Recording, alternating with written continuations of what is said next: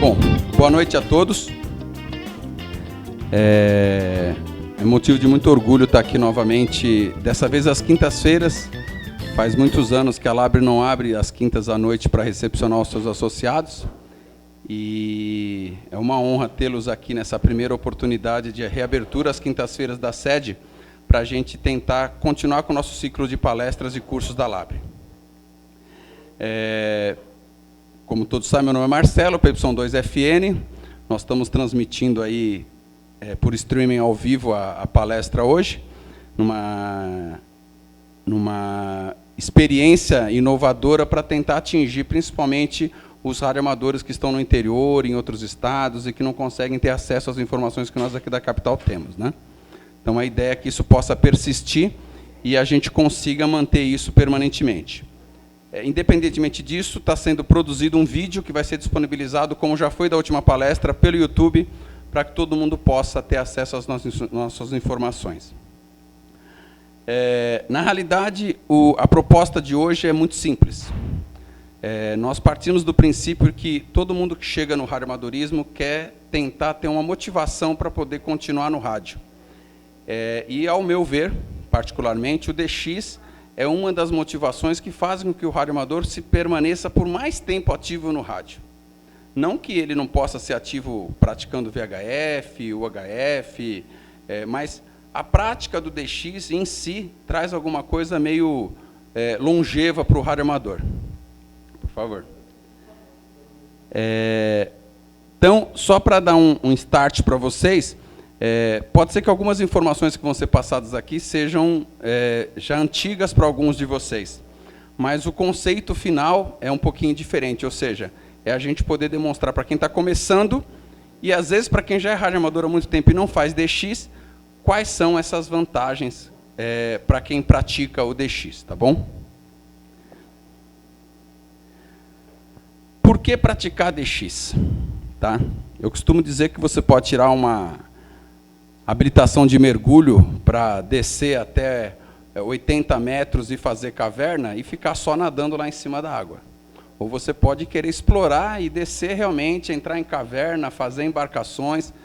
O radioamadorismo é a mesma coisa como qualquer hobby. Ou seja, você pode ter a licença, o COER, ter a sua estação e não querer fazer DX. Tá? É como o escalador que só faz rapelzinho e não quer subir o Himalaia. O radioamador que faz DX, ele, se puder, ele vai até os confins aí do mundo para tentar ativar uma estação ou para falar com uma estação que esteja nessas condições. Então, é assim. Como qualquer hobby que se busca no radioamadorismo, é a excelência da prática. Somados a isto, no nosso caso específico, ainda podemos destacar a ampliação dos conhecimentos técnicos. Não se faz DX sem aprender a lidar com rádio, com linear, com uma antena bem montada. Culturais, ou seja, você vai ter contato com culturas diversas. Os limites geográficos e linguísticos. Científicos, em geral, ampliação da cultura pessoal do operador. Eu costumo dizer que quem faz DX... Pois não? O que é DX? Vamos lá. O DX, Carlos, é a abreviação de distância X. Ou seja, você tem o D, que é a distância de alcance, e o X, um ponto que é uma incógnita que você quer alcançar em determinado momento. Essa incógnita pode estar perto, pode estar longe. Isso significa DX. Bom? É claro que nem todos prestam exame de radioamador para fazer DX, tá? Muitos entram no radioamadorismo porque conhecem pessoas que praticam VHF, praticam UHF, tá bom? Mas, por favor, entra, Ademir. Mas o que nós percebemos é que os radioamadores que praticam DX permanecem mais tempo na atividade. E aqueles que saem do rádio e que praticaram DX, indubitavelmente, num determinado momento da vida, acabam voltando para o rádio por conta do DX. Tá? O que traz para eles essa lembrança é justamente o prazer da prática do DX. O que nós vamos mostrar agora é exatamente algum dos pontos que fazem com que o DX seja interessante para quem pratica o radioamadorismo, tá bom? Quem volta, e a maioria de nós teve tempos que sumiu do rádio e voltou depois, quer recuperar o tempo perdido. Mas como tempo perdido? significa que eu deixei de falar e vou falar de novo com aquelas pessoas? Significa que eu tenho alguma coisa que ficou faltando para mim? É exatamente isso. Algumas atividades ligadas ao DX requerem décadas para que você consiga alcançar a excelência. Ninguém vai conseguir chegar no Honor Hall do DXCC em 10 anos. É impossível. Talvez você demore 20, talvez 30 anos para atingir um Honor Hall, que são os 340 países. Então, assim, ter um DXCC é simples. Você, num final de semana de CQWW, faz os 100 países tranquilamente. Agora, atingir a excelência, que é você buscar uns 5 bandas, é você entrar num challenge para tentar atingir os 3.000 pontos, é você tentar fazer uns 5 bandas WAZ, é outra coisa. Ou seja, é impossível você falar, nesse mês eu vou praticar e vou fazer as 40 zonas. Legal, você pode, num mês, fazer as 40 zonas. Mas eu vou fazer as 40 zonas nas 5 bandas. Impossível você conseguir essa façanha. Porque você não depende só de você, você depende de terceiros que vão estar lá. Então, quem vota quer recuperar o tempo perdido. Então, vamos começar do começo. Quem entra no rádio precisa se cadastrar para que as pessoas o localizem. E o DX está interligado através de um site que hoje é o QRZ.com. Esse site é que centraliza as informações de todos os radioamadores e faz com que você coloque lá as informações, se você recebe QSL direto, se você recebe pelo LOTW, se você não paga QSL, se você quer EQSL, se você pratica outras atividades. Então, a lista telefônica é o QRZ-DX, é o QRZ.com. Quem não está cadastrado no QRZ tem um sério problema. Por quê? O radioamador que faz DX tem o hábito de conferir no QRZ se aquela estação realmente existe e para onde vai o QSL. A partir do momento que ele não encontra o radioamador cadastrado no QRZ, ele acha que aquele indicativo está incorreto, que ele pode ter copiado de forma errada e que aquele radioamador não existe. Então, manter as informações atualizadas no QRZ é muito importante para que você comece a praticar o DX. Aqui está um exemplo da tela de apresentação depois que você está cadastrado. Você tem as informações da sua estação, você tem informações do seu e-mail, caso você disponibilize, você tem as informações de como você recebe o QSL, e você tem uma parte de texto, em que você pode pegar e detalhar as informações que você quer que apareçam para todo mundo. Outro cadastramento obrigatório para quem faz DX é se inscrever no LOTW. Tá? O Logbook of the World é uma solução encontrada pela RRL, inicialmente para poder centralizar as informações do DXCC. Ou seja, para que você pudesse, eletronicamente, confirmar os seus contatos sem a necessidade do envio do QSL físico para os Estados Unidos ou através dos managers, dos checkers, que no caso o nosso PY2KP está aqui, é o nosso checker brasileiro, que vai pegar e vai autorizar que essas informações sejam incluídas lá no seu cadastro do DXCC. Alguém aqui não está inscrito no LOTW, dos que estão presentes? Então, vamos lá. Eu só vou dar uma demonstração. Hoje o sistema está muito simples de se cadastrar. Vamos lá, gente. Então, hoje em dia, o programa do LOTW, ele está muito mais amigável para você se inscrever. Você só precisa baixar um programa. Só um detalhe, essa apresentação eu vou mandar por e-mail para todo mundo, tá? Então, vocês não precisam anotar que eu vou disponibilizar e já está com os links, vocês clicaram, já vai direto para as páginas. Você só precisa baixar um programinha, se cadastrar, inserir suas informações básicas, ele automaticamente manda as informações para os Estados Unidos, e aí depois você tem que mandar a cópia da tua licença e de um comprovante de identidade pelo correio, e depois de, geralmente, 5, 6 dias que eles recebem essa informação lá, você recebe um certificado que vai fazer com que você habilite o LOTW. É um certificado digital, só que por e-mail, igual que nós usamos para acessar banco, esse tipo de coisa assim, tá bom? E isso é que vai mostrar. Então, é muito importante você saber que sem esse certificado digital, você não consegue ter acesso ao LOTW. Então, você vai instalar ele num determinado computador ou em outros computadores, vai fazer o seu backup e vai poder ter acesso às informações. O LOTW, ele tem a vantagem, como eu disse, de concentrar todas essas informações, tá?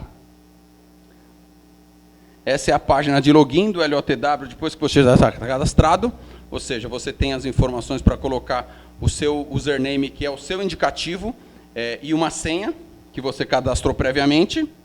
E aqui é uma tela interna dos menus. É onde você consegue navegar, ter acesso às informações, quais diplomas você conquistou, como estão o status dos seus QSLs. Na parte superior, lá em cima, você tem a seguinte informação. Eu tenho 10.878 QSOs lançados no LOTW.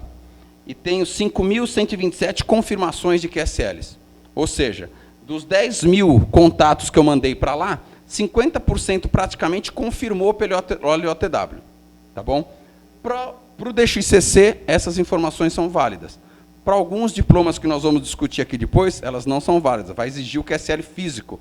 Por isso a diferença de você ter todos os mecanismos, LOTW, EQSL, Culubilog, aonde você puder enfiar os seus logs, você coloca eles lá para poder ampliar a possibilidade de você ser encontrado e encontrar as informações que você precisa. Clublog. Vamos ver se aumenta. Quem aqui está inscrito no Clublog para mandar log? Ou seja, a maioria não está. Qual que é a vantagem do Clublog? A vantagem do Clublog é que, ao você fazer o upload dos seus contatos, você possibilita que a outra estação realmente confirme se o contato está validado. Ele pode ter pego o indicativo errado, ele pode não ter localizado a informação, ou ele quer fazer uma solicitação de QSL para você, por exemplo, por e-mail, porque você só responde para quem pede. O LOTW possibilita que você se cadastre, mande os seus logs e seus logs sejam acessados. Tá?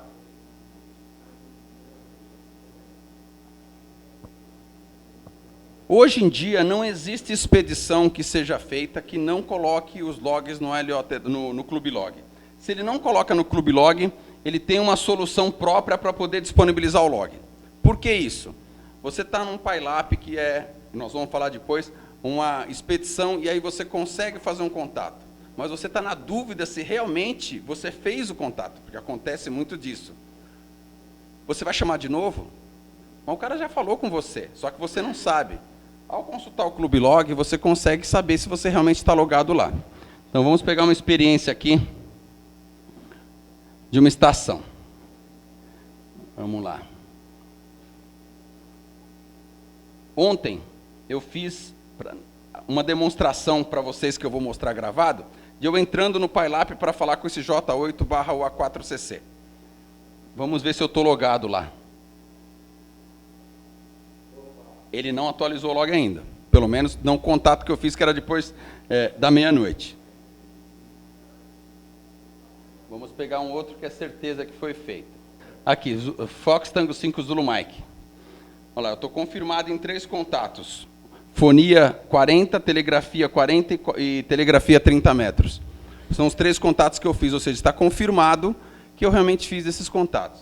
E como é uma expedição, ainda possibilita que eu faça a solicitação do QSL. Ou seja, no caso aqui eu já fiz a solicitação, mas você vai poder fazer a solicitação ou por birô, ou pagando através do PayPal, para que você não precise ficar mandando dólares ou cupom response pelo correio, com chance de extraviar a carta, ou você não receber. Isso que vocês estão vendo aí, $7, é normal, tá? Não são todas as expedições que custam isso, um QSL, mas nesse caso específico custou. Tá? Então, aqui foi feito o requerimento, eu pedi online os QSLs, e o Clublog funciona bem assim. Em contrapartida, eu posso pegar aqui e fazer uma busca no meu log.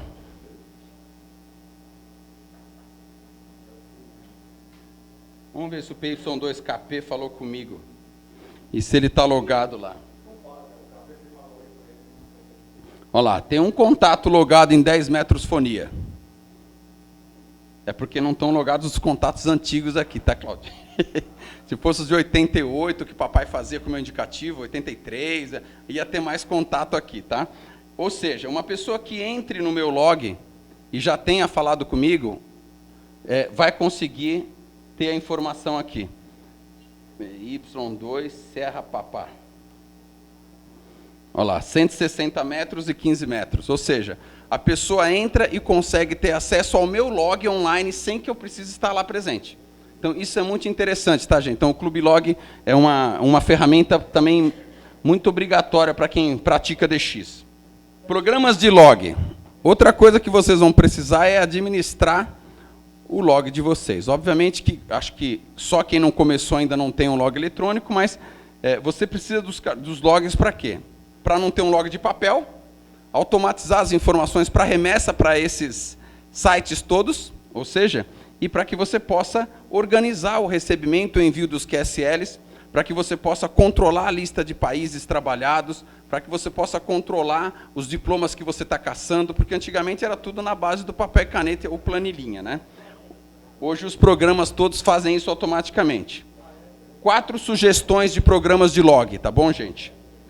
Eu acho que são os 4 mais utilizados hoje. É o Logger 32, que ainda é gratuito. O Jax4Win, que não é mais gratuito. O HRD, também não é mais gratuito. E o Log4OM, que é um mais simples, mas é muito bonzinho esse log também, que é um log gratuito, tá bom? Esses 4 a gente sugere, é questão de gosto, tá? Eu uso o HRD, outro usa o Jax4Win, cada um se adapta a um programa de log, mas os 4 praticamente fazem as mesmas coisas para você administrar seus contatos. Os programas de log, além das vantagens indicadas inicialmente, ainda possibilitam acesso às atualizações do LOTW e EQSL, que nós vamos falar futuramente, subindo e baixando as confirmações dos QSOs. Adicionalmente, todos eles ainda permitem a visualização das atividades dos clusters e possibilitam a possibilidade de spots de forma mais fácil e automática. Tá? Nós vamos falar sobre os spots de clusters também futuramente. Por fim, vale a recomendação de que efetuar a cópia de segurança de seus QSOs, além das informações que você mantiver no Clube Log, LOTW e EQSL. Muitos de nós aqui já perderam contatos porque deu pau no computador. Agora, está no Clube Log, você tem um backup online permanente, você nunca vai perder. Você pode perder os contatos entre a última vez que você fez um log e depois. O LOTW é a mesma coisa. Então, é muito importante manter esses logs ativos nesses outros órgãos, porque você tem uma segurança a mais de que você não vai perder seus dados. Tá? Inclusive, o LOTW, a maioria dos programas pode ser online. Você acabou de fazer o contato, ele já sobe automaticamente. Ou seja, fica tudo online guardadinho lá, é muito mais seguro do que você confiar no teu computador ou até num backup que você fez e possa ter dado pau.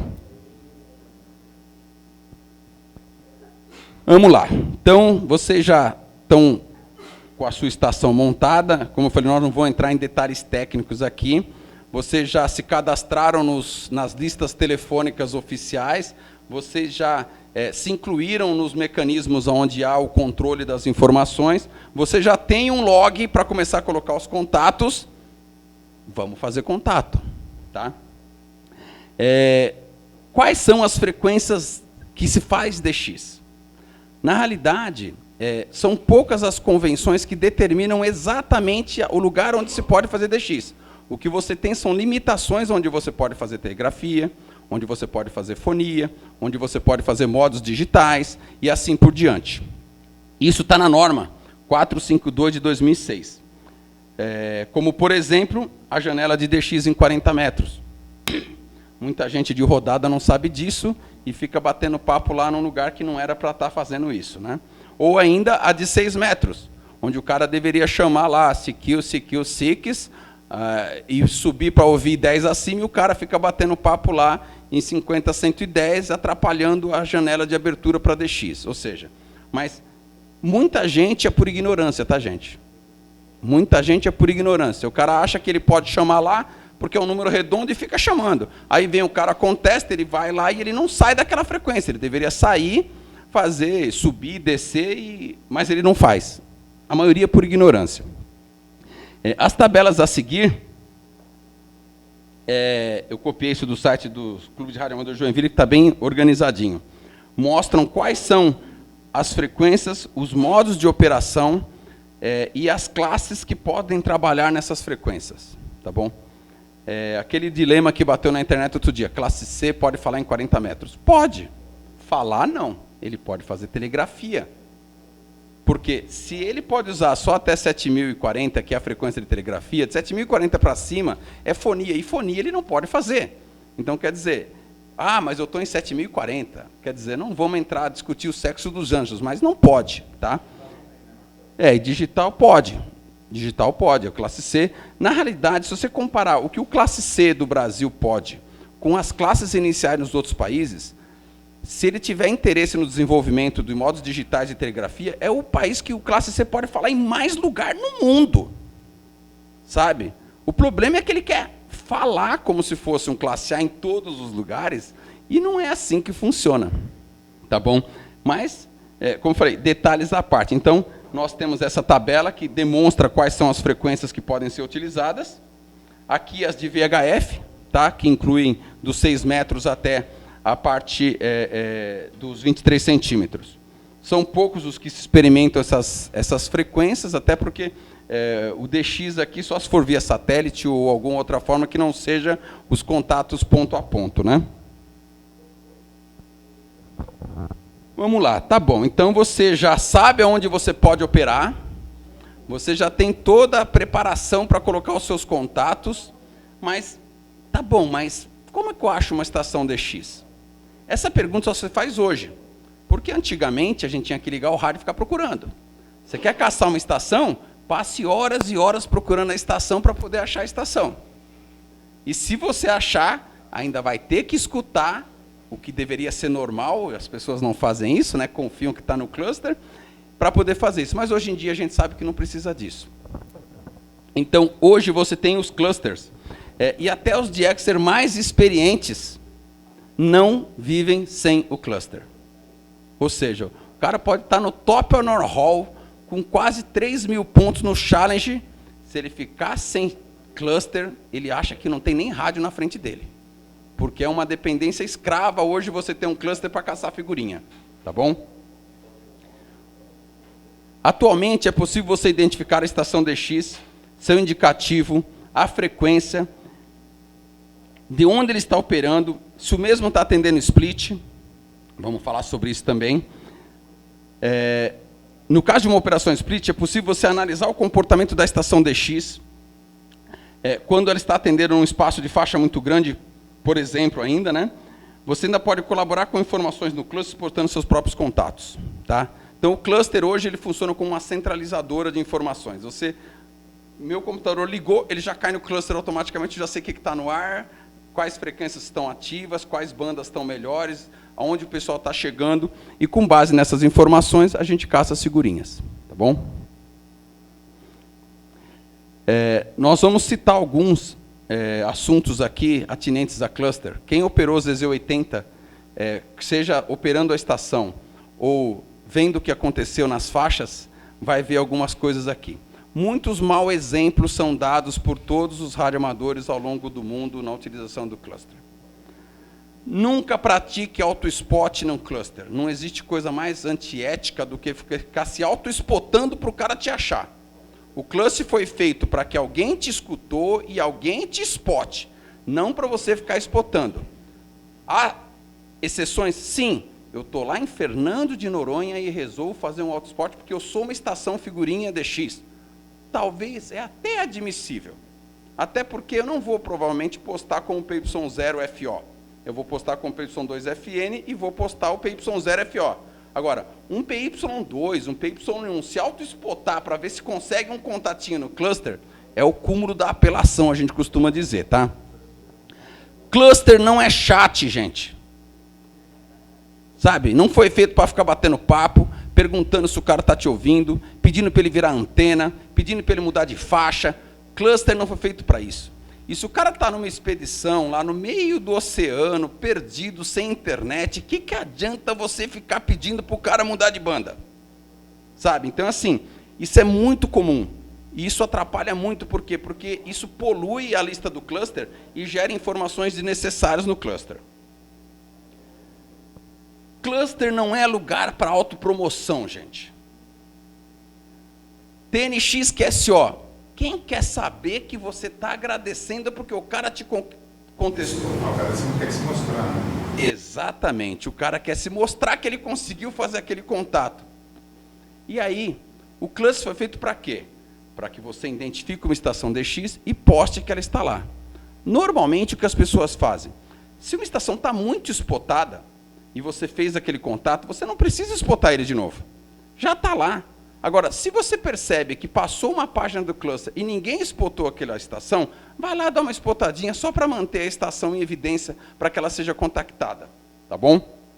Marcelo, Oi. o spot ele pode ser feito também, você só não ter estação, você não tem que necessariamente trabalhar naquela estação. Tenho observado, mas também é o seguinte, muitas vezes você vê uma estação que é rara e você escuta e você exporta ela para mostrar pelo menos que tem propagação do seu lado. Não, sim. E muitas vezes o seu cluster não tem ninguém do PY2 exportando. É isso. Você exporta para dizer ao pessoal, ele está chegando aqui. É isso que nós estamos passando. Tem que existir uma motivação para que você poste no cluster.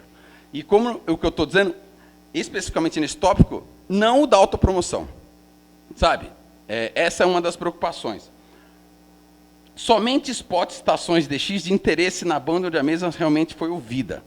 Spotar um PY2 que você conversou com teu amigo em 10 metros, não tem interesse nenhum para o cluster. Agora, você spotar um PY2 que você conseguiu fazer um contato, mesmo sendo outro em 160 metros, opa, isso pode chamar a atenção de alguém para tentar ver se houve aquela estação. Tá? Agora, você spotar em 2 metros que está batendo um papo com o cara via repetidora, para quê? Qual é o interesse lógico de você fazer isso num cluster de detalhes internacionais? Em 2 metros, VHF-DX, SSB, CW, Sim. aí também acho que é legal. Exatamente. Inclusive até o hotspot, até aceitável também. Sim, na realidade, aí é aquela história que eu falo do DX. Você em 2 metros, chamando via satélite, é uma estação de interesse para o spot. Então, o auto-spot, ele tem que ser praticado, como eu falei, você está numa condição que você é realmente uma figurinha de interesse para aquelas pessoas que estão vendo o spot. Então, isso é até admissível. Vamos lá. Tudo bem. Vamos por partes. Você já fez todo o trabalho, você já sabe onde isso começou, você já achou onde estão as estações. Você quer falar. O DX seria em ação. Primeira ordem. Escute, escute, escute e escute. Se você vê uma informação no cluster e você não está escutando, não adianta nada você ficar batendo seu indicativo lá, porque a hora que o cara voltar, você não vai ouvir. Ou seja, é normal isso acontecer. O cara viu uma informação no cluster, ele acha que ele pode ouvir, mas ele não está ouvindo e fica dando indicativo dele, atrapalhando um monte de gente, mas não vai voltar. Se você não estiver ouvindo, não adianta chamar. O fato de você ver spotado uma estação no cluster, que você não ouviu, não te dá o direito de chamar. Você vai atrapalhar a todos que estão ouvindo, e se tiver ouvido, e se for ouvido, não terá como responder a estação, porque eles não vão te ouvir. É perder tempo desnecessariamente, mas isso acontece todos os dias nos PyLabs, hein, gente? Tudo bem, você respeitou, você ouviu, você pode chamar uma estação DX, ou você pode contestar uma estação DX. Vamos para um exemplo aqui de chamado. Desculpa que está em telegrafia, não consegui gravar a infonia que eu fiz ontem, tá? Ontem eu fiz um contato com uma estação dos Estados Unidos.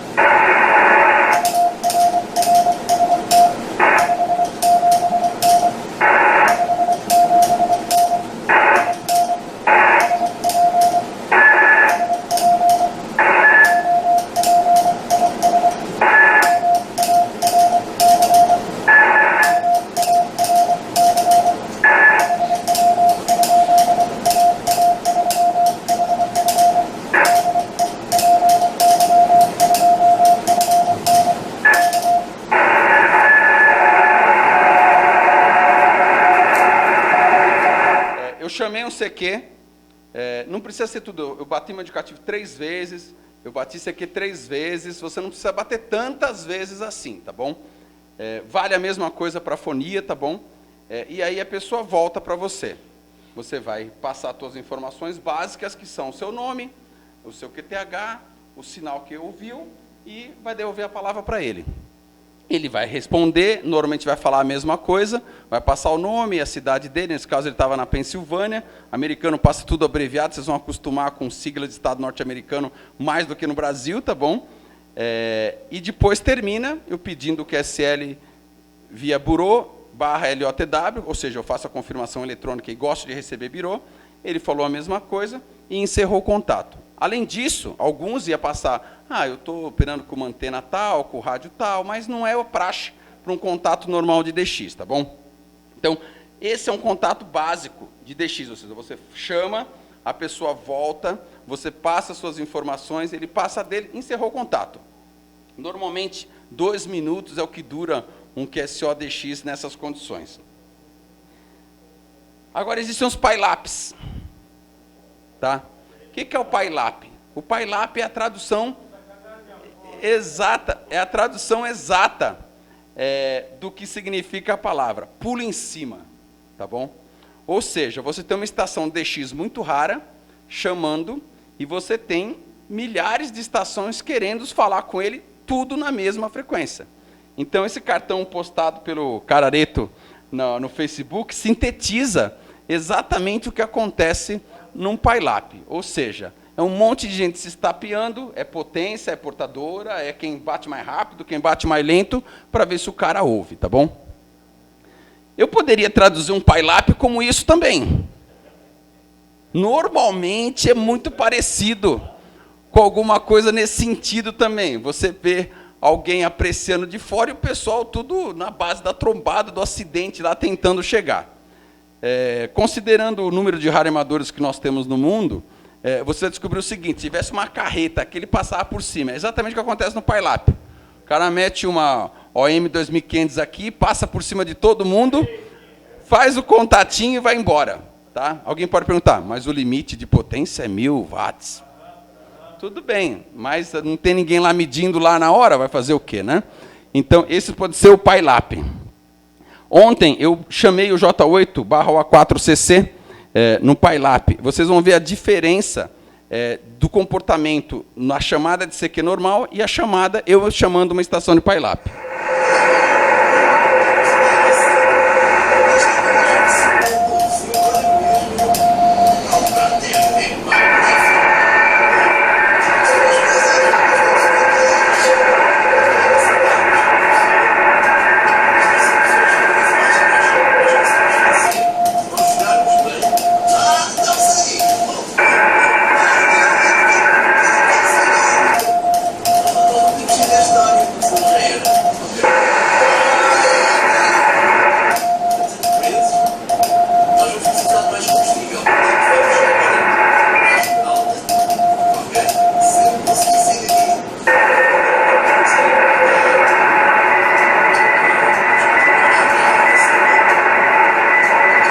Só um adendo aqui para vocês perceberem o que estava acontecendo.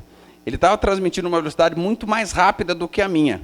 E como eu estava transmitindo uma velocidade mais lenta, quem estava chamando numa velocidade mais rápida, ele estava copiando antes de mim. Ou seja, preferencialmente, tentem transmitir na mesma velocidade que a estação DX estiver operando, caso você tenha condições de transmitir nessa velocidade. Porque o que está acontecendo é, eu terminava de dar meu indicativo, ele já estava contestando o outro.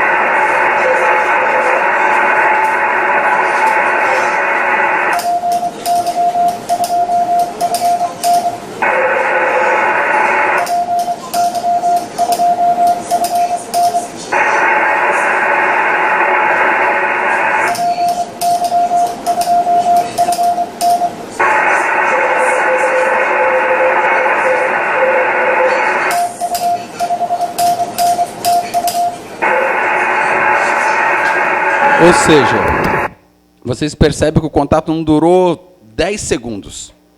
Ou seja, o problema é que aqui demorou 2 minutos e 30 para fazer o contato.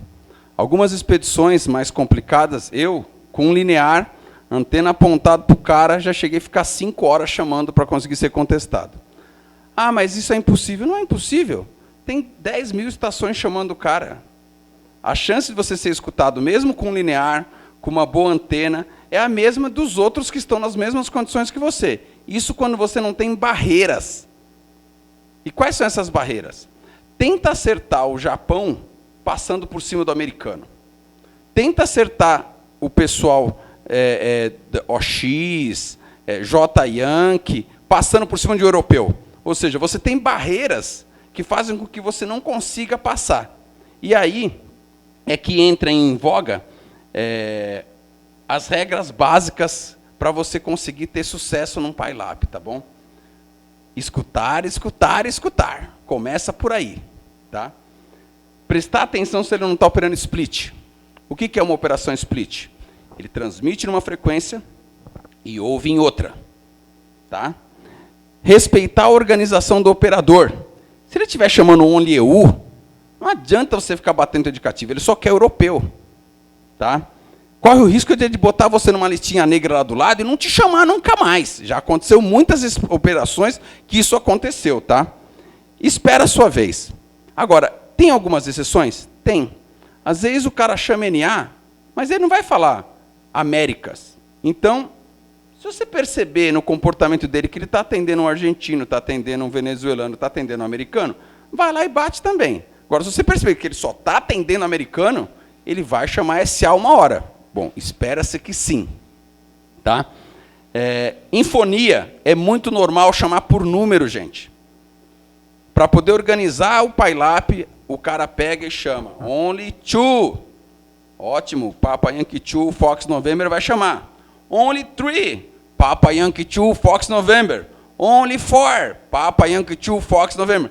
Não adianta, gente. Espera ele voltar a chamar o teu número ou abrir para chamar qualquer número. Se ele bater W1 interrogação, não adianta, não é PY que ele bateu interrogação, é W1, gente. Tá? A gente vê esse comportamento normalmente nas faixas. O cara bate W1 interrogação, um americano. O brasileiro vai lá e... vai que sou eu, né? O meu indicativo tem W no final, pode ser que ele bateu W no final, pode ser que seja eu. Às vezes dá certo, mas não é o correto. Aprenda a verificar o comportamento da estação DX na operação split. Uma coisa muito comum, gente, é assim, o cara faz isso. O cara pega, chama, aí um cara responde. Só que o cara, ou ele está subindo, ou ele está descendo para ouvir as estações. Então, ele escolhe um espectro de 10 kHz, por exemplo, e ele é como se fosse uma roleta russa. Ele pega qualquer um lá dentro daquele espaço demarcado. Só que ele tem um comportamento. Ele não fica jogando de um lado para o outro. Ou ele vai subindo, ou ele vai descendo. O pessoal tem um péssimo hábito de assim, o cara chamou, respondeu para uma frequência, o cara vai lá e chama naquela frequência. O cara já saiu de lá.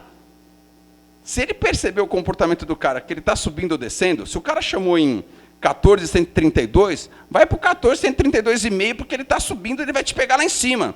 Você ficar chamando na frequência do último que chamou, é muito pouca probabilidade de êxito se você conseguir fazer o contato com o cara. Só chame nos intervalos entre os fins dos QSOs. Ou seja, o cara está batendo um contato, aí você fala assim, olha, ele está falando com um só, eu vou bater meu indicativo, porque ele vai ouvir meu indicativo, vai gravar, aí eu estou falando sozinho. Gente, o cara não está prestando atenção. Quem faz telegrafia sabe disso. Existe um filtro seletivo. Parece que quando você sintonizou numa estação para ouvir, você não ouve o que está do lado. Não é a mesma coisa. Então, assim, não adianta... Olha, ele falou com o americano, PY2, PY2, para ver se o cara chama um PY2 depois. Cara, não vai rolar. Se não escuta a estação DX, não entre no PyLab, tá? Nem se você for aquele Zé Mané que quer tentar fazer contato com SDR. Ou seja, o cara pega o SDR da Europa, ouve o cara por uma estação do SDR da Europa e quer falar aqui do Brasil. Gente, se ele não está ouvindo aqui, não adianta ele tentar ouvir por lá. Existe a possibilidade de ele conseguir fazer o contato? Está trolando? Tá, existe. A gente sabe que existe a possibilidade, mas, ele não fez contato nenhum. Tá? Ele copiou através de uma estação lá, que estava com SDR na Europa, mandou o indicativo dele aqui com 2.500 watts, pode ter até furado lá, ele ouviu, fiz o contato. Que graça tem. Sabe, que graça tem. Tá? Pode até ser possível, a gente sabe, não vamos ser hipócritas, que isso é possível, mas, gente, não vai funcionar, tá? Se ele copiou, outra falha que o pessoal faz muito, se ele copiou corretamente o seu indicativo, não repita o mesmo. Tá? Se você ouviu que ele bateu PY2FN599, é o que eu fiz lá, voltou, TU599, ponto. Se você passar o seu indicativo de novo, duas coisas podem acontecer. Ele pode achar que ele não copiou correto o seu indicativo, e por isso você está passando indicativo de novo, e aí causar uma confusão na estação DX lá, ou simplesmente você confundir ele mesmo, ele pegar o indicativo errado, porque ele não vai voltar de novo para você. Então, se você tem certeza que ele já te ouviu e o teu indicativo está correto, um 599TU é o suficiente para encerrar um contato. Acabou, só isso. Tá bom, então você já aprendeu a fazer os contatos de DX, você já conseguiu entrar num PyLab, você conseguiu fazer tudo isso. Tá, mas aonde eu acho o calendário onde essas estações raras vão estar operando para mim poder me concentrar naqueles dias exatos, tá? Eu uso o calendário do NG3K, que para mim é o mais organizadinho, é mais simplesinho, mais limpinho que tem para fazer isso. Através desse calendário, ele tem permanentemente, de quase 20 anos, todas as operações DX que ocorreram, passadas, e todas as estações futuras. Tá? Eu vou mostrar a interface dele. Aqui,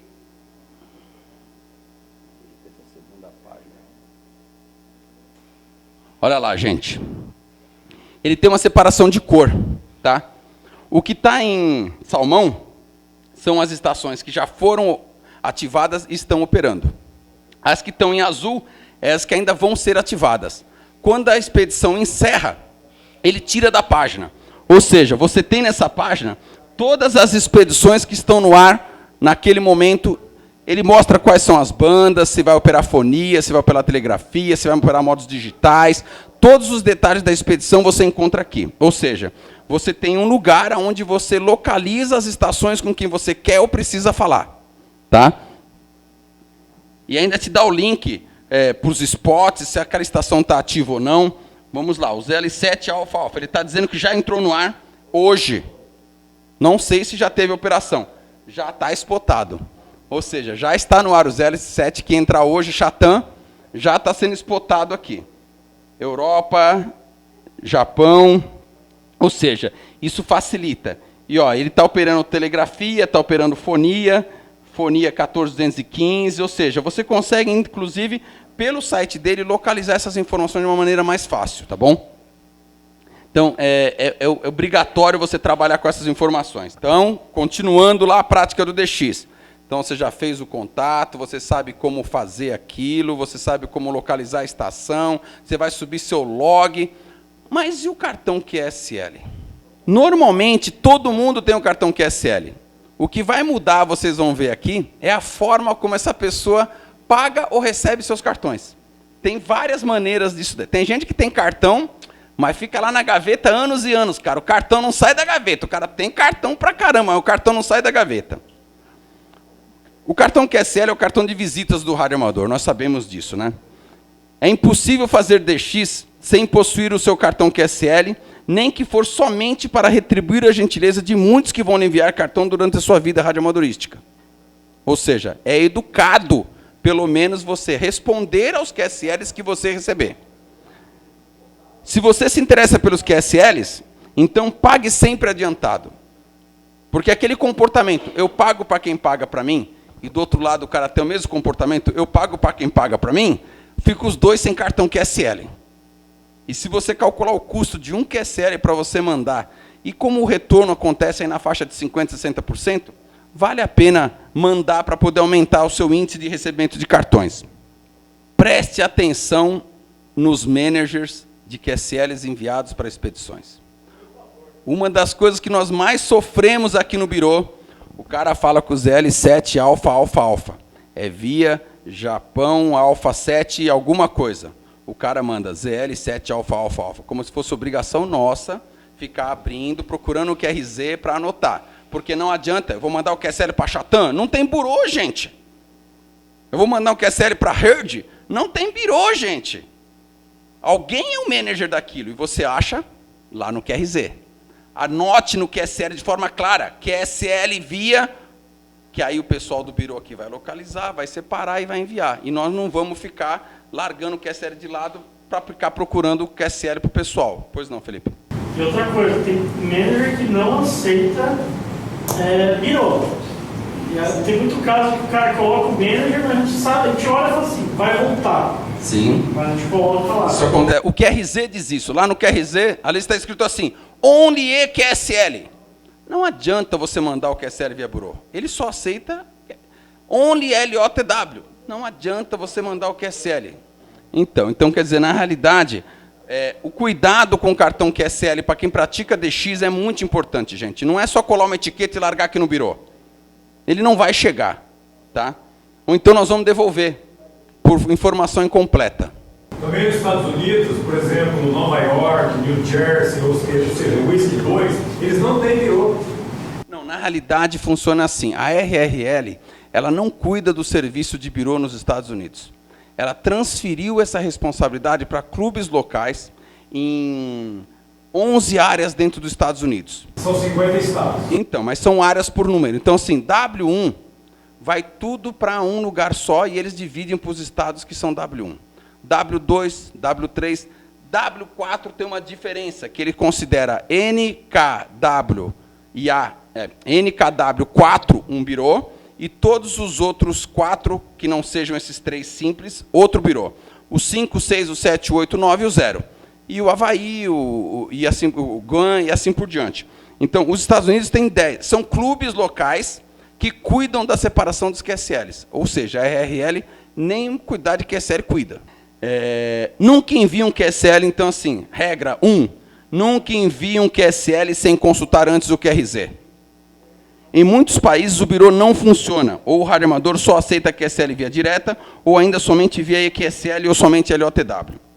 Se o radioamador declarou que não aceita QSL via birô, não cause despesas para a Labre e poupe seu QSL, repetindo, só envie na forma solicitada pela estação DX. Então, assim, você fez 1000 contatos, azar o teu. Vai fazer 1000 pesquisas no QRZ, a lotes de cada 150, porque se você não for um usuário premium, 150 trava, só no outro dia você consegue consultar os outros 150, tá bom? Então, como que eu envio meu QSL? Via burô? Via LOTW? Via QSL? O cartão QSL, gente. O cartão QSL, ele tem padrão, tá? Algumas pessoas utilizam empresas que já fazem cartões QSLs ou radioamadores, e esses geralmente têm os tamanhos base. Tem exceção de um, agora começou a fazer, está fora do padrão. Agora, você mandar fazer numa gráfica, legal, você pode mandar fazer na sua gráfica, o seu cartão QSL personalizado, mas respeitem as regras internacionais para o tamanho do cartão e o peso do cartão. Porque se manda um cartão numa gramatura muito grande, esse cartão, quando ele é transportado pelo correio, vai chegar estrupiado lá. Se ele for muito fininho, também vai se desintegrar no meio do caminho. E se ele tiver formatos incompatíveis, ele não entra nem no envelope que a gente tem aqui. Tá? Então, é bom vocês seguirem o padrão e ver se a pessoa que está fazendo o QSL para vocês está seguindo esse padrão. Tá? Ele pode ter 2 faces, aí normal. A gramatura varia de 180 a 250. Cores e imagens, você que vai decidir. Tá? Quantos campos? From, to, QTH, Manager, é desnecessário. RIG, eu acho desnecessário. Antena, desnecessário. Alguns se concentram em só dados básicos do contato. Pois não. Então, assim, potência, aí a data você vai colocar, tá bom? O modo de operação, a frequência, o horário em UTC, ou seja, Hora Internacional de Greenwich, tá? O RST, e se você está pedindo confirmando o QSL que você está devolvendo. Marcelo, mais uma coisa. A coisa mais triste de você receber o cartão de QSL é você receber o seu próprio cartão de volta com carimbo de SK. O SK. Só para explicar para vocês, o SK é a abreviação de Silent K, ou seja, o cara morreu. Alguns casos, o cartão demorou muito para chegar. Às vezes o cara morreu recentemente, tá? Nós tivemos um caso agora recente de uma estação de Chipre, o 5B4HY, todo mundo fazia contato com esse cara. Faleceu. Tem contato dele um dia antes dele falecer, tem contato nos clusters. Mas o filho dele assumiu e quem está pedindo o QRS, ele está pagando os QSLs para todo mundo lá. Então, como confirmar o seu QSO? Tá? Você vai confirmar através dos cartões QSL, que é o normal, tá? Pelo LOTW ou pelo EQSL, que eu vou mostrar para vocês daqui a pouco como funciona. Importante frisar que alguns diplomas, como por exemplo o IOTA, exigem o cartão físico, ou seja, se você não tiver o cartão na mão, não adianta LOTW, EQSL, não vai acreditar no IOTA, tá bom? Eles estão fazendo um convênio agora, tentando fazer com o EQSL para ver se valida, mas não está funcionando ainda. O LOTW é mais indicado para diplomas da RRL e para o WPX, tá? Só que o WPX eu já adianto para vocês, mesmo pelo LOTW, está demorando quase 8 meses para emitir um diploma. O manager, não sei se está muito enrolado lá, o que está acontecendo, não funciona. E o custo é muito alto também para você pedir pelo OTW. Eu fiz uma aplicação de 1000 prefixos, agora que já entra direto no ranking deles lá, foi $160 só para acreditar o serviço LOTW, fora os custos com diploma. Sai cara a beça. E o EQSL, tá bom? O EQSL surgiu como uma proposta de acabar com o cartão de papel. Ou seja, ia acabar o cartão de papel, todo mundo só ia ter QSL digital. Tá bom? Eu não vejo graça. Eu quero ver o cartão na minha mão. Mas tem gente que gosta, tá bom? A proposta deles é que você economize. Tá bom? Ou seja, eles geram custos lá, por exemplo, se você tiver 10 mil cartões cadastrados, você economizou $3.500. Tá bom. Eu fiz uma conta simples. Eu tenho 10 mil QSLs cadastrados, eu economizei $3.000 em 30 anos de rádio. Aí eu divido esses $3.000 por 30 anos de rádio, eu vou chegar que eu economizei R$10 por mês para não receber os meus QSLzinhos de papel. E outra, o número de usuários cadastrados no EQSL não chega a 1% do número de radioamadores mundiais. Ou seja, só quem se interessa, na verdade, pelos diplomas que eles têm lá, que é o para que serve isso, eles vendem placas a $120 para cada tipo de diploma que você quer, é que se interessa pelo EQSL. Então, quem caça diploma do EQSL acaba se cadastrando para poder receber as placas que eles têm lá. Agora, não serve para o DXCC, não serve para o IOTA, e você não tem o papel na mão para um monte de diplomas que você pode estar querendo receber. Ó, vamos lá. Então, tá bom. Vocês já estão preparados, já fizeram contato, já começaram a fazer DX, já mandaram o QSL por todos os métodos possíveis e imaginários. Mas para que serve tudo isso?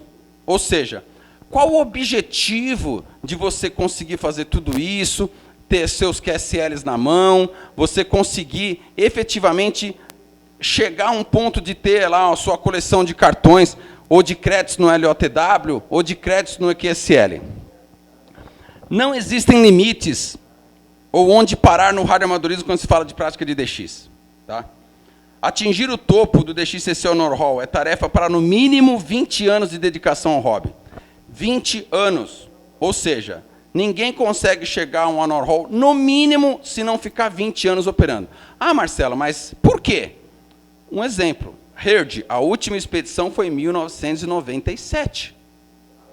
Ou seja, fazem 17 anos que não tem expedição em Herd. Bouvet, fizeram uma expedição em 99. Ninguém vai voltar antes de 10, 12 anos para fazer outra expedição. Então, assim, ninguém atinge o topo do Honor Roll se não ficar 20 anos praticando o DX, tá bom? Challenge. Ah, então eu não preciso chegar no topo do Honor Roll, mas eu quero chegar no Challenge 3000. O Challenge, gente, para quem não conhece, é uma aplicação nova do DXCC, onde você tem que trabalhar países banda, de 6 a 160 metros, tá bom? Então você pode fazer cada país 10 pontos, ou seja, trabalhá-lo uma vez em cada banda em qualquer modo. Multiplicado por 340 países, você teria que ter 3.400 pontos. Ninguém tem isso.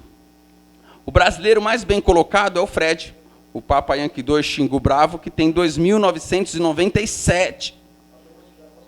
Mas não acreditou ainda, né? Para receber o terceiro selo, que é um troféuzinho que vem para cá, para colar aqui. Para vocês terem uma ideia desse feito, você atingir 3.000 pontos no Challenge, significa você ter trabalhados e confirmados 300 países em cada uma das bandas de 6 a 160 metros, gente. Isso é coisa para uma vida inteira.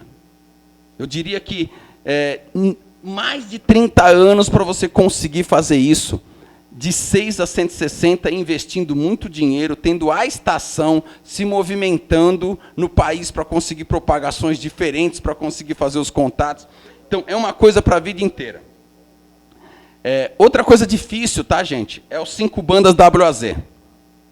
Você conseguir fazer os 5 bandas WAZ, ou seja, as 40 zonas CQ, em 10, 15, 20, 40 e 80, é outra coisa muito distante. Eu conquistei o meu agora, 30 anos de radioamadorismo.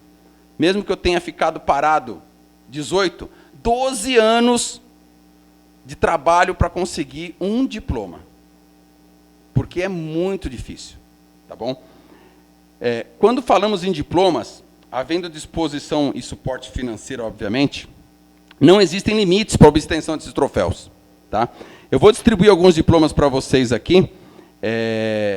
A maioria nacionais, alguns internacionais não estão enquadrados lá em casa, então não deu para trazer, tá bom? Para que vocês possam ter uma ideia. Aqui no Brasil, na década de 80, no auge dos clubes de CW, nós tivemos centenas de diplomas muito bonitos, tá?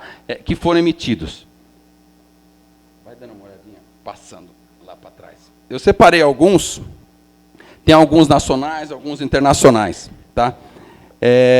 Isso é muito interessante, gente, porque esses diplomas, eles contam, na realidade, a história da tua vida como radioamador. Alguns são comemorativos, não vão ser feitos novamente. Tá? Tem diplomas comemorativos da Ordem do Padre Roberto Landel de Moura, aqui, que não vai ter de novo, a não ser que faça. Tem os diplomas de São Paulo, tá? Que estão sendo reimpressos, para que vocês possam ver. Tem 2 aqui, tem o CESP, o Diploma Cidade de São Paulo, e o AZ São Paulo. Tá? O AZ é muito fácil, você tem que trabalhar estações PY2 com o sufixo de A até Z.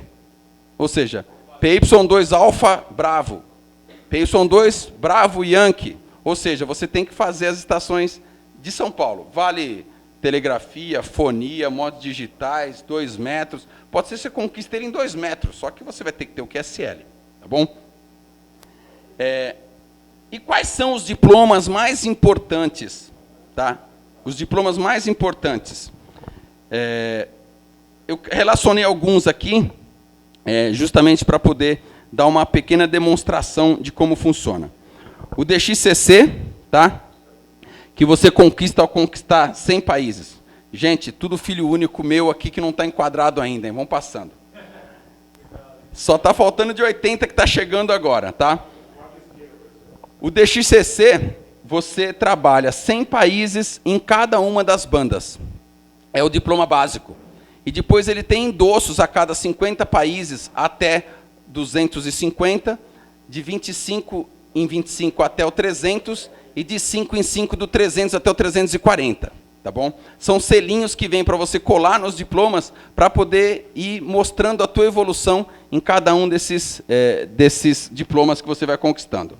Nós temos os 5 bandas DXCC. O meu também conquistei agora, está chegando agora muito difícil. Ou seja, você tem que ter 100 países trabalhados nas bandas de 10, 15, 20, 40 e 80 metros.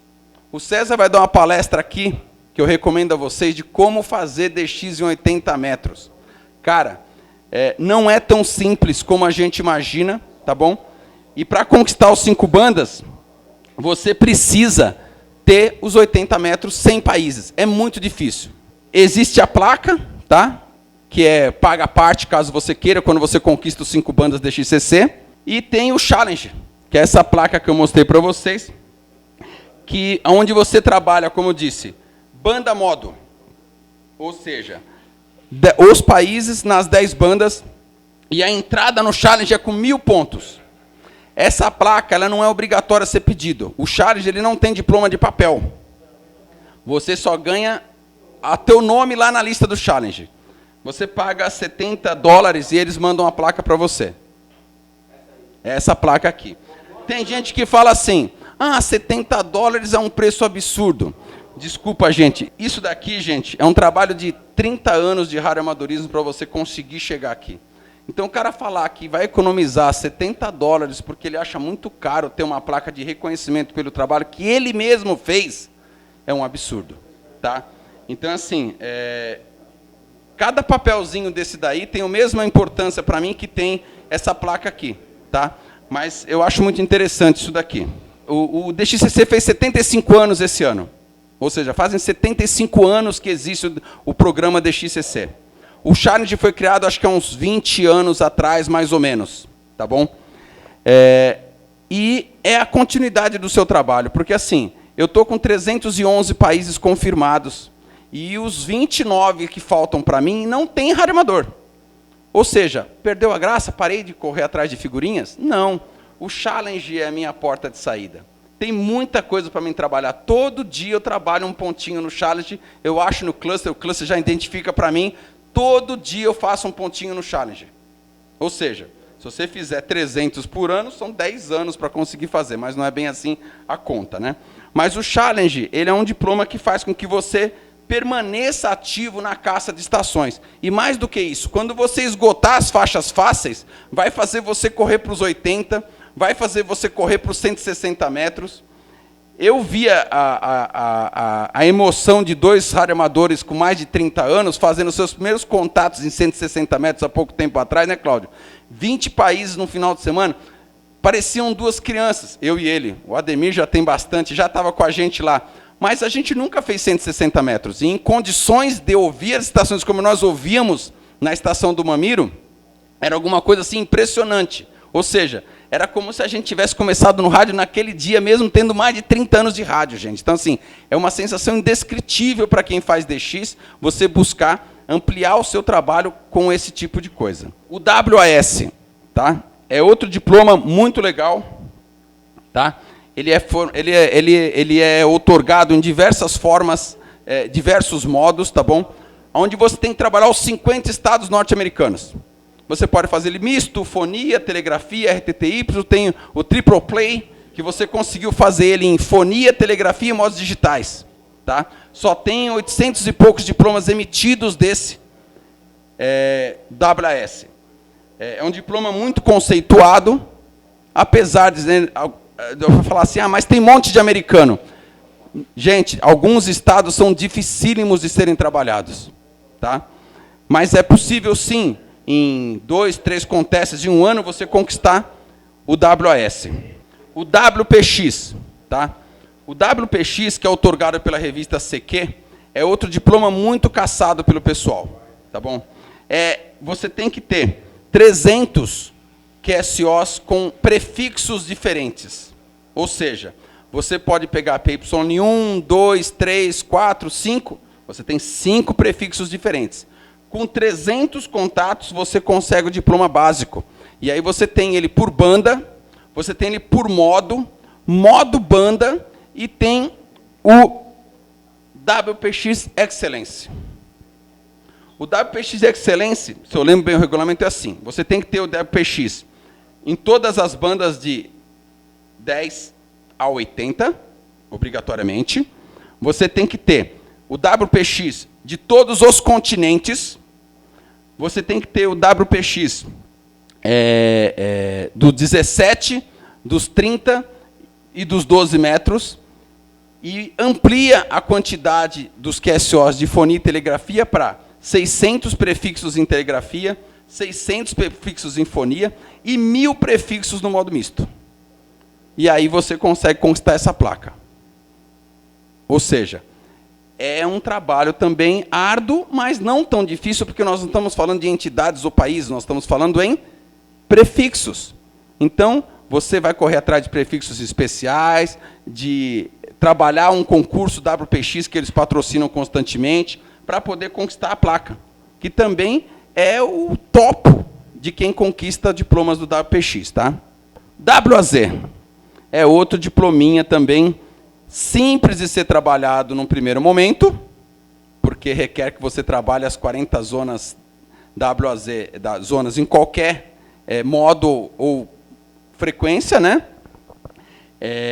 E você conquista esse diploma. Na realidade, eu até vou dizer no final, isso que eu estou fazendo aqui, gente, é só uma pincelada. Cada um desses tópicos mereceria uma palestra específica para que vocês pudessem se aprofundar. E nós vamos tentar, na medida do possível, desenvolver esses tópicos. Desenvolver esses tópicos. Os 5 bandas WAZ, tá? Esse está aqui, gente, só me faltam 5 bandas em 80 metros para mim conseguir essa placa. Ou seja, você conquista os 5 bandas WAZ de papel com 150 zonas trabalhadas, tendo trabalhado as 40. Mas a placa só vem quando você conquista as 200, ou seja, as 40 zonas nas 5 bandas. Essa placa aqui é muito difícil. Tá?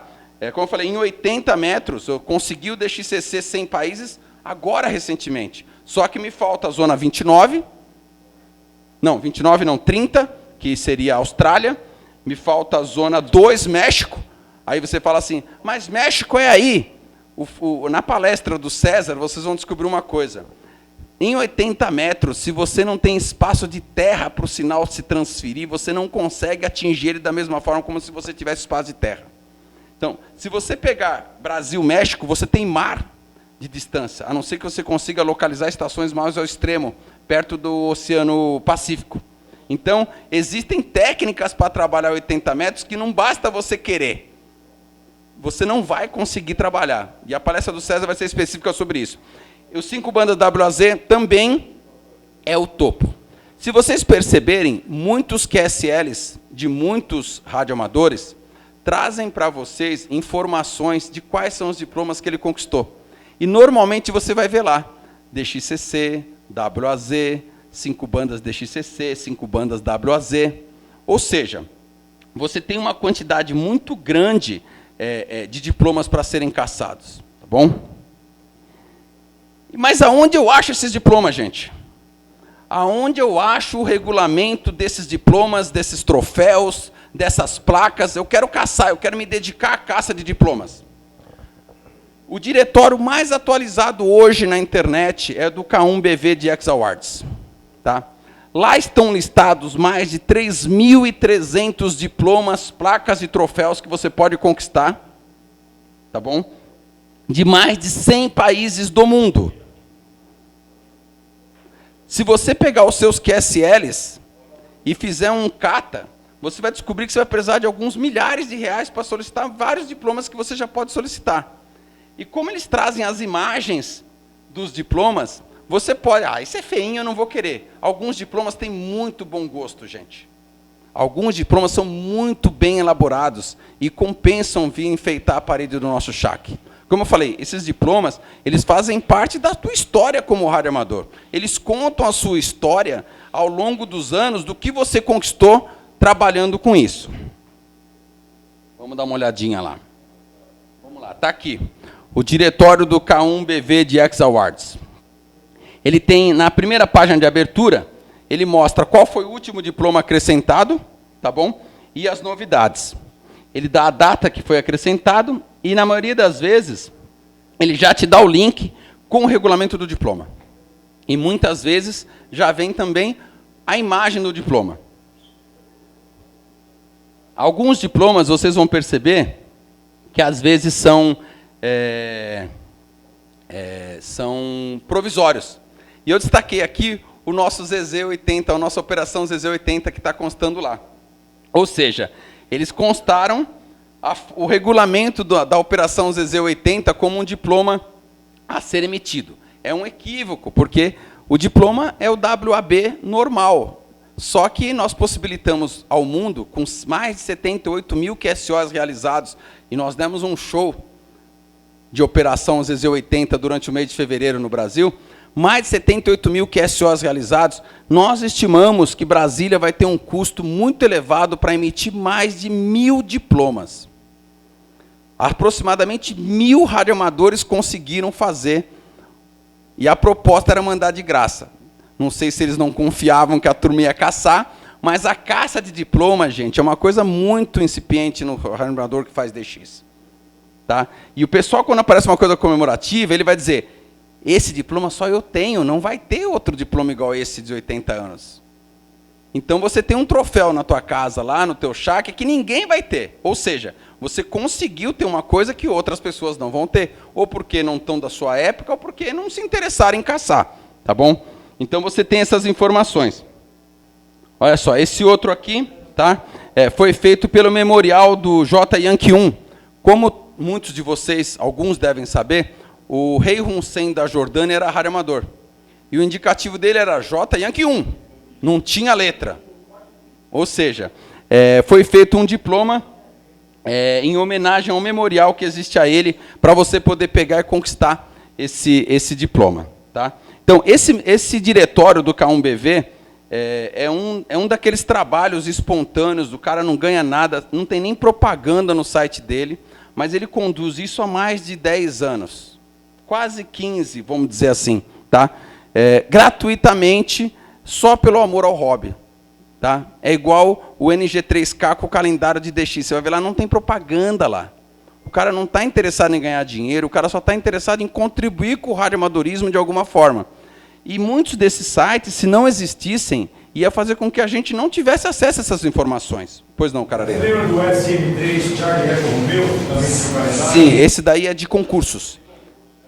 Esse é de concursos. Esse está na continuação da palestra, porque assim, eu comecei a fazer a palestra sobre DX e eu calculei o tempo, eu estou terminando, ou seja, era 1h30 a minha proposta, e eu parei na metade do meu... Porque aí eu ia entrar em concursos, eu ia entrar em contestes, eu ia ficar 3 horas aqui. Então, assim, eu tive que parar nos diplomas para poder concluir naquela 1h30 de proposta, para poder mostrar o princípio disso, tá bom? E até porque, como eu disse, gente, a ideia aqui não é tentar esgotar o assunto, tá? A ideia é dar um panorama do que o DX concentra hoje e aonde vocês encontram essas informações. Às vezes, o pessoal até sabe que existe, mas talvez algumas informações aqui ajudem a ampliar o conhecimento do trabalho dos radioamadores, tá bom? Vamos lá. Esta apresentação é apenas uma introdução ao mundo do DX através do radioamadorismo. Tá? Provavelmente, cada um dos temas abordados nesta palestra necessitasse de uma palestra específica para que houvesse o aprimoramento de cada um de vocês. Todavia, todo este conhecimento pode ser obtido através de relacionamentos fraternos entre os radioamadores, especialmente através de visitas regulares à Labre São Paulo, nos bate-papos aos sábados e agora às quintas-feiras, e o Bob não me deixa mentir, também no Boteco da Esquina, nos almoços de sábado. E nós da Labre São Paulo estamos à disposição para tudo que for possível ajudar. Tá? Seja através de nossos funcionários ou dos membros da nossa diretoria. Tá? Eu só queria concluir dizendo o seguinte. Quando eu tive a ideia de fazer essa apresentação, foi justamente porque, assim, como eu falei, o objetivo era a gravação. Muita gente que está assistindo essa palestra ao vivo, ou vai vê-la gravada no YouTube depois, que acabou de entrar no rádio, não conhece absolutamente nada disso que nós falamos aqui. E isso vai servir como um caminho para ele trilhar. Como eu falei, obviamente, cada um desses tópicos merece um aprofundamento, mas cada um de vocês, se buscar a informação dentro desses sites citados, vai conseguir desenvolver isso de forma natural. Tá bom? Só um ponto que não constou aqui, e eu gosto de frisar, é o envio e recebimento de QSLs via direta. Existe uma polêmica, tá, de que as pessoas falam que os operadores de estações DX querem ganhar dinheiro com uma operação DX quando pedem $2 ou $3 para você enviar um cartão. Tá? Eu costumo dizer o seguinte, é muito mesquinha a pessoa que pensa assim. Porque se você está pedindo um QSL para a pessoa mandar via direta para você, que ele também te envia manda burô, só que vai demorar o tempo necessário, você quer que ele pague o correio. Tá? Hoje, o correio dos Estados Unidos para cá, que é o mais barato que existe, custa $1,10. Mais o custo de envelope, o deslocamento da pessoa até o correio, ou seja, $2 é um valor nulo para você receber mais rapidamente um QSL. Tá? Nenhuma expedição fica rica recebendo dinheiro de cartão QSL, gente. Tá? Se você fizer uma viagem para Fernando de Noronha simples, usando sua milhagem e conseguir uma hospedagem com garantias lá com o pessoal de lá, você vai gastar R$7.000. Eu fiz essa experiência. Fui para lá, fiz a operação, fiquei lá fazendo uma operação de férias, ou seja, passeava com a família durante o dia e operava durante a noite, na base do Red Bull, porque de manhã tinha que acordar, certo? Para continuar com os compromissos familiares. Fiz 4.000 contatos lá em uma semana. Tá? Eu devo ter recebido aí uns $700, $800, que eu uso para quê? Eu só uso aquilo para poder facilitar, porque comprar nota de $1, então, parto para você conseguir. Então, aquilo só facilitou para mim por quê? Primeiro, a experiência de você sentar num rádio e ser a estação DX e abrir um PyLap, o pessoal cair em cima de você, Oi? Não tem preço, gente. Não tem preço. Você chegar e entrar com um indicativo especial já assim, quem não foi a Noronha, vá. Não é um país difícil de ser conseguido, mas você bater um PY0F... O Marenga está lá, né? Tá, o Marenga está lá. Você vai ver japonês e americano como se ele estivesse sentado do teu lado, chegando lá, e você vai descobrir por que às vezes a estação DX não te chama. Você fala, o cara não está me ouvindo, não quer falar comigo. Gente, vocês não têm noção que a estação americana, japonesa e europeia chegando em Noronha. Imagina o resto dos países que estão próximos lá. Então, isso causa um problema muito grave. O DX ele vai no sinal mais forte, porque ele vai tampar os mais fracos. É a lei da oferta e da procura. É a lei do mais forte. Ou seja, todos tinham que passar por isso. Então, assim, gente, não achem que gastar $2 ou $3 para pedir um cartão é alguma coisa muito cara. Os caras estão pedindo cada vez mais, Marcelo. Que peça, né? Você tem uma expedição que gasta $500.000, como gastou agora Amsterdã, você também tem obrigação de colaborar. Na continuação da palestra, eu vou falar sobre os clubes internacionais que financiam essas expedições, qual o custo que eles têm para poder fazer isso, para que você possa fazer um contato. Mas às vezes vão muito patrocinador também. Né? Não, você acha isso? Muito patrocinador dá o rádio para o cara lá e não dá um centavo. O Braveheart, somente foi considerado $1 milhão. Braveheart, que é um barco que está servindo quase todo mundo aí, para fazer Amsterdã, cobrou $350 mil só para o deslocamento da equipe para poder levar o pessoal para lá. Então, assim, é muito dinheiro, gente. Agora... A estação da Zâmbia estava cobrando $1,50 por GTW. Então, agora, olha só uma coisa. Agora, olha só uma coisa importante. Existem exceções. Tá, existem exceções, mas pensem numa coisa. Se você for um radioamador normal, que não quer brigar por um charge, você quer só o seu honor roll. Você precisa de 340 cartões. Você demora no mínimo 20 anos para conseguir chegar no honor roll. Metade disso você não vai precisar pedir via direta. Então você baixa... 331 para chegar no honor roll. O topo, né? 340. Você vai chegar a um ponto que você vai fazer a seguinte conta. Então, se metade é Brasil, é Argentina, eu não preciso pedir. Metade eu preciso pedir direto. Legal.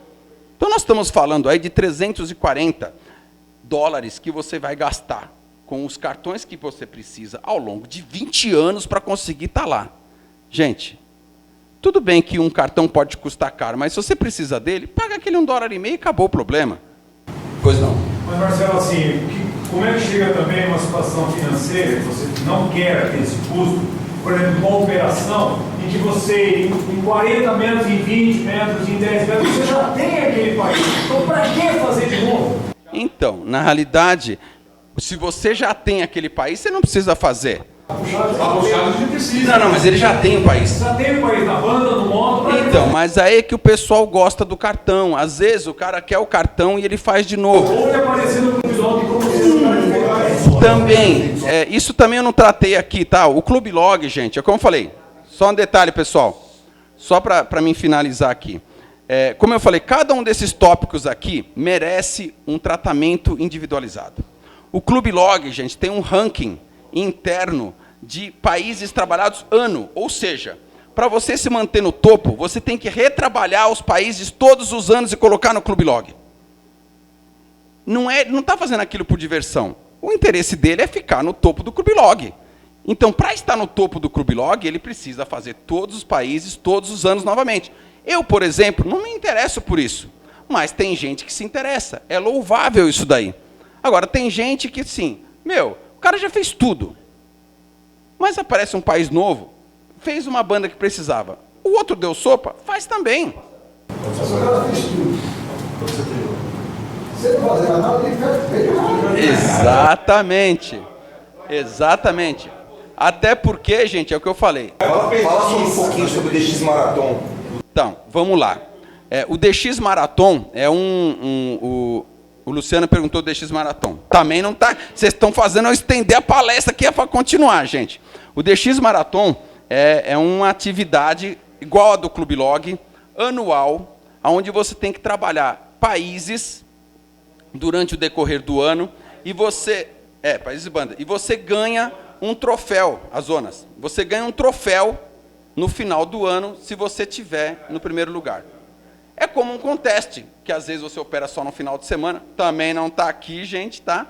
Que faz parte das atividades DX, mas que você também tem como interesse. Mas como eu falei, cada um desses tópicos, quando eu ia escrevendo isso e conversando com os colegas, eu descobri o seguinte, vai ter que ter uma palestra específica gravada para cada um deles, para ser disponibilizado na internet, porque é muito extenso. Como eu falei, é só uma apresentação simples disso daqui. O que eu convido vocês é assim, lá na internet nós temos vários grupos formados, tem os radioamadores brasileiros, tem o GBDX, tá bom? Onde nós divulgamos constantemente diplomas, regulamentos e outras atividades. Então, assim, é uma forma de você encontrar informações e trocar informações com outras pessoas e conseguir se manter atualizado. A internet não veio para acabar com o radioamadorismo. Se você associar a internet com o radioamadorismo, a gente ganhou muito com a internet. Então, é assim, eu queria agradecer a presença de todos vocês, dizer que é uma honra, novamente, que vocês tenham vindo aqui numa quinta-feira, saído do trabalho de vocês, podem estar cansados, enchemos a sala aqui como na outra palestra. Muitos vieram aqui para nos prestigiar, mesmo já sabendo de tudo que nós falávamos aqui, isso deixa a Labre muito mais contente ainda, porque isso torna o bate-papo muito mais interessante, tá bom, gente? E dizer que esse espaço que eu estou ocupando aqui pode ser ocupado por vocês também. Tem muita gente aí sentado aí que tem capacidade técnica de estender sobre alguns assuntos que eu falei de forma simplista e que conhece o assunto a fundo melhor do que eu, tá?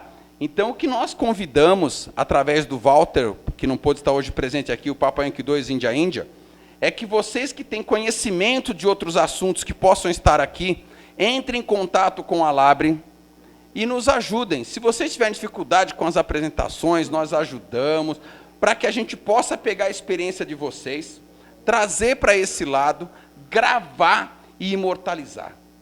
Se a gente pegar o que era o radioamadorismo até 5 anos atrás, sem o Facebook, que já tem 10, ou o YouTube, que tem 10, você vai descobrir que não tinha registro histórico do que a gente fazia.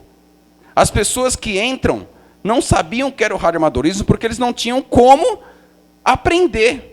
E se a gente que está aqui hoje ainda tiver a oportunidade de gravar e imortalizar essas informações e tornar isso disponível para quem está chegando, vai ser muito mais fácil para todos os radioamadores novos se desenvolverem. E até os antigos que às vezes estão desanimados e querem voltar à atividade de forma mais evidente. Então, deixa esse registro aqui. Agradeço novamente a todos vocês. Espero que eu tenha conseguido doar um pouquinho do meu conhecimento para vocês e que a gente possa contar com a presença de vocês aqui em outras oportunidades. Muito obrigado.